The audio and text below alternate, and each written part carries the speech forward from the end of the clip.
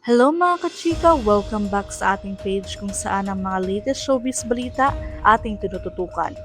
Nagkaroon ng panibagong bangayan sa pagitan ng dalawang veteranong senador matapos maglabas sa matapang na pahayag si Senator Ping Lacson laban kay Senator Alan Peter Cayetano. Sa kanyang post sa X nitong linggo, nagparinig si Lacson sa isang tao na aniyay hindi lamang weak on the law, kundi maging weak on the facts.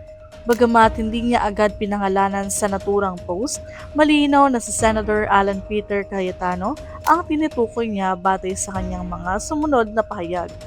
Ayon kay Lacson, hindi kinikilala ng iba't ibang sektor si Cayetano bilang pinuno ng Senado. So to set the record straight, Senator Lacson, si Senator Alan Yes, Peter Cayetano pa rin ba ang Senate President o hindi na? hindi na. Kasi vacated na yung kanyang posisyon. Bakante ngayon ang posisyon ng Senate President. Now, we're waiting for the 13th Senator para makapag-elect kami ng bagong Senate President. Kabilang umano rito ang Malacanang, ang Kamara de Representantes, mga grupo ng abogado, mga law dean, mga professor at maging mga dating Senate President.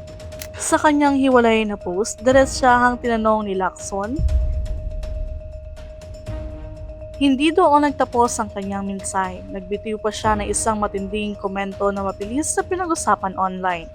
Ayon kay Lacson, kung nais umanong magpahayag ni Cayetano ng kanyang mga pananaw at interpretasyon sa mga nangyayari sa Senado, mas mabuti pa raw na mag-Facebook Live na lamang ito. Dahil dito, umani ng iba't ibang reaksyon mula sa netizens ang palitan ng salita ng dalawang senador. May mga sumang-ayon kay Lacson at nagsabing mahalagang sundin ang umiiral na batas at proseso.